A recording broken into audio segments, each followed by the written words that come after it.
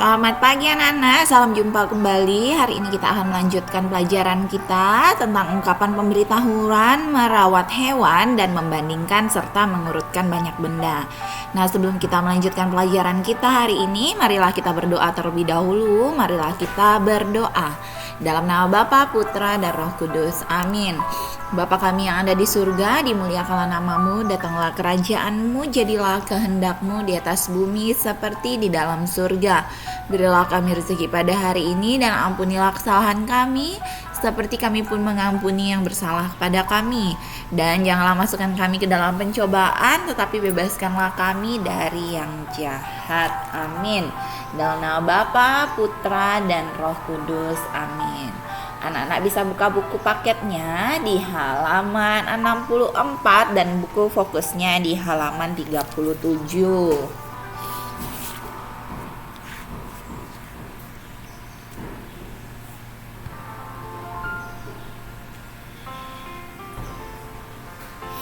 Anak-anak, pemberitahuan itu berisi informasi untuk pembacanya dan pemberitahuan dapat berbentuk lisan atau tulisan.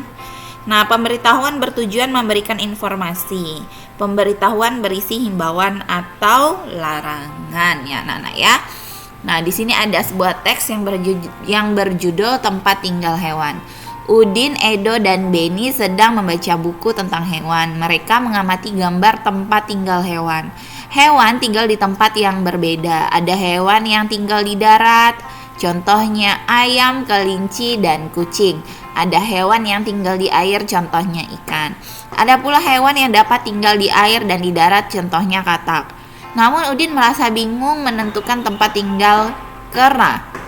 Dan menurut Beni, kera itu tinggal di darat. Namun menurut Edo, kera tinggal di pohon. Nah, bagaimana pendapat anak-anak?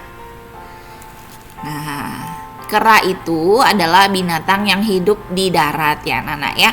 Tetapi tempat tinggalnya itu ia senang berada di atas pohon. Nah, di sini juga ada sebuah teks yang bisa kita baca bersama-sama. Judulnya Pergi ke Kebun Binatang. Hari Minggu, Siti dan keluarga pergi ke kebun binatang. Siti melihat banyak hewan di sana. Ada gajah, rusa, jerapah, dan harimau. Siti ingin memberi makanan pada hewan tersebut, tetapi petugas kebun binatang tidak mengizinkannya. Hewan memiliki jadwal makan tertentu. Makanan hewan pun tidak sembarangan. Nah, Siti ingin sekali menyentuh tubuh monyet, namun petugas pun melarangnya. Petugas melarang pengunjung mendekati hewan karena berbahaya. Siti patuh pada peraturan yang ada di kebun binatang. Nah, perhatikan kembali teks pada gambar yang ada di sini juga. Nah, dapatkah anak-anak menemukan ungkapan pemberitahuan pada gambar? Ada ya. Apa tulisannya? Buanglah sampah pada tempatnya. Itu yang pertama. Lalu yang kedua, dilarang memberi makanan sembarangan. Nah, yang buanglah sampah pada tempatnya itu merupakan pemberitahuan yang bertujuan atau memberikan informasi ya anak-anak ya. Nah, itu pemberitahuan berbentuk tulisan. Nah, pemberitahuan yang berbentuk tulisan yang merupakan aturan.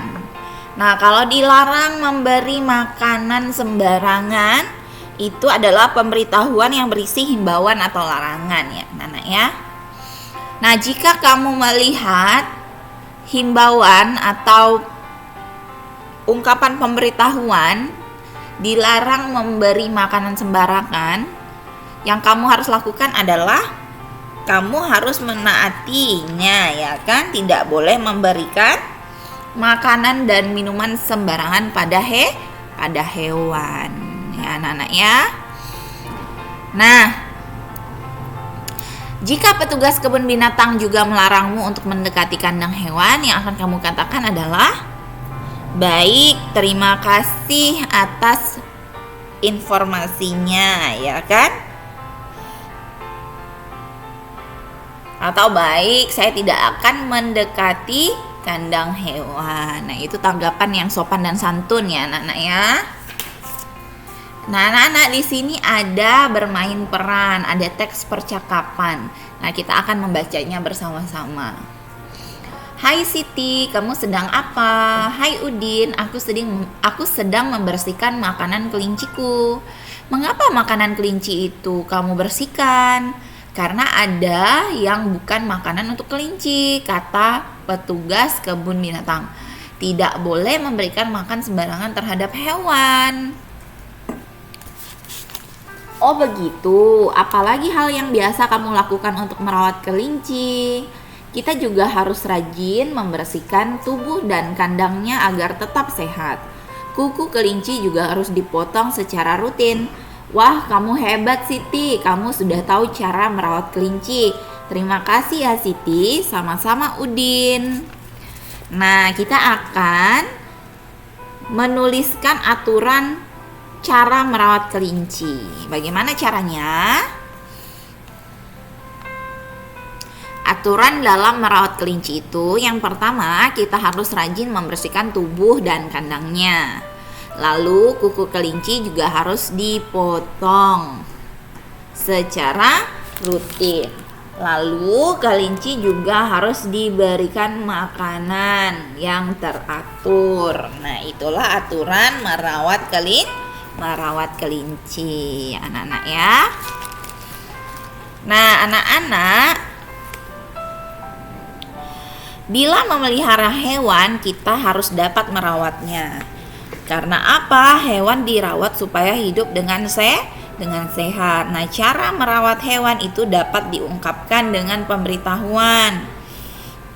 Ungkapan pemberitahuan itu contohnya seperti ini. Rawatlah hewan peliharaan dengan baik. Itu yang pertama. Lalu yang kedua, dilarang mengganggu hewan peliharaan. Ya. Itu adalah ungkapan pemberitahuan cara merawat hewan. Anak-anak, petugas kebun binatang itu membuat banyak papan pemberitahuan. Papan pemberitahuan ditulis dengan baik dan jelas. Papan pemberitahuan dipasang di tempat yang diperlukan. Papan pemberitahuan membantu pengunjung untuk memahami peraturan dan lokasi. Benny berjalan menuju kandang harimau. Nah, Benny berjalan sesuai arah yang ditunjukkan pada papan petunjuk. Setelah sampai, Benny melihat kandang harimau berseberangan dengan kandang beruang. Kemudian Benny menghitung jumlah hewan di kandang. Benny juga membandingkan banyaknya hewan tersebut. Ada 9 harimau, 13 ekor beruang, dan 40 burung. Berarti hewan yang paling banyak itu adalah burung, dan hewan yang paling sedikit itu adalah harimau. Nah, banyaknya beruang lebih banyak dari harimau, tetapi lebih sedikit dari burung. Nah, urutan hewan dari yang paling banyak adalah burung, beruang, dan harimau. Sedangkan urutan hewan dari yang paling sedikit itu adalah harimau, beruang, dan burung. Seperti itu ya anak-anak ya. Nah, perhatikan gambar di bawah ini. Kita akan membandingkannya anak-anak. Ini ada ulat, kupu-kupu, dan ikan. Ulat itu jumlahnya 35, kupu-kupu jumlahnya 15 ekor, dan ikan jumlahnya 45 ekor. Ada 35 ekor ulat, 15 ekor kupu-kupu, dan 45 ekor ikan. Hewan yang paling banyak itu adalah ikan ya anak-anak ya. Nah, hewan yang paling sedikit adalah kupu-kupu. Nah, ikan itu lebih banyak dari ulat. Kupu-kupu lebih sedikit dari ulat. Urutan hewan dari yang paling banyak itu adalah ikan, ulat, dan kupu-kupu. Sedangkan urutan hewan yang paling sedikit itu adalah kupu-kupu, ulat, dan ikan. Seperti itu ya anak-anak ya. Nah, kita lihat lagi yang nomor 2. Ada 34 ekor ayam, 50 ekor bebek, dan 6 ekor jerapah. Hewan yang paling banyak adalah bebek. Nah, hewan yang paling sedikit adalah jerapah. Bebek itu lebih banyak daripada ayam. Jerapah lebih sedikit dari ayam.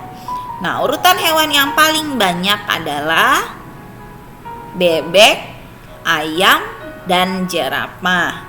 Urutan hewan yang paling sedikit adalah jerapah, ayam, dan bebek. Seperti itu ya, Nak.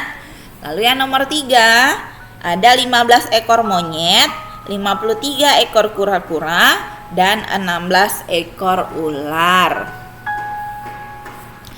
Hewan yang paling banyak adalah kura-kura, dan hewan yang paling sedikit adalah monyet. Kura-kura lebih banyak daripada ular. Monyet lebih sedikit dari ular. Nah, urutan hewan yang paling banyak adalah kura-kura, ular, dan monyet. Sedangkan urutan hewan dari yang paling sedikit adalah monyet, ular, dan kura-kura. Coba anak-anak lihat, di sini ada bilangan 82, 70, 64, 67, 73, 85, 79, 88, 76, dan 91. Bilangan yang paling banyak adalah 91. Nah, bilangan yang paling sedikit itu adalah 64. Nah, sekarang kita akan mengurutkan bilangan yang paling banyak.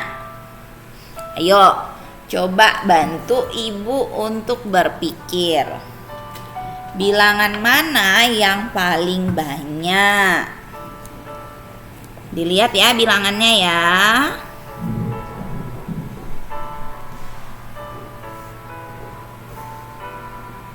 Yang mana anak-anak?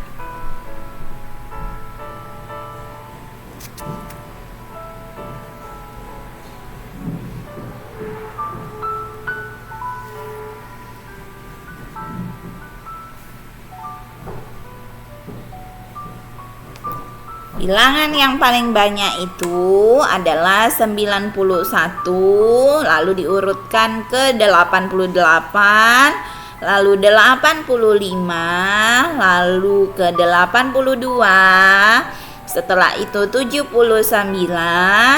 lalu 76, 73, 70, lalu 67, dan terakhir 64. Nah, sekarang kita akan mengurutkan bilangan dari yang sedikit.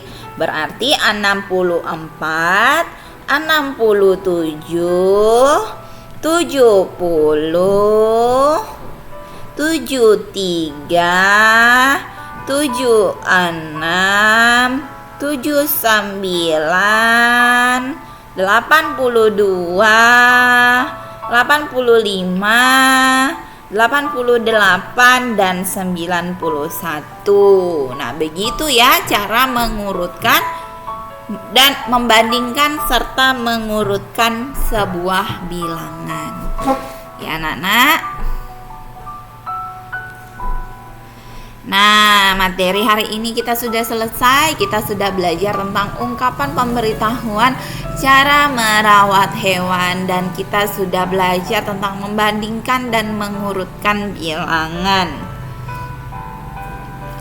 Nah, materi tematik kita hari ini selesai. Kita tutup dengan berdoa. Marilah kita berdoa. Dalam nama Bapa, Putra, dan Roh Kudus. Amin.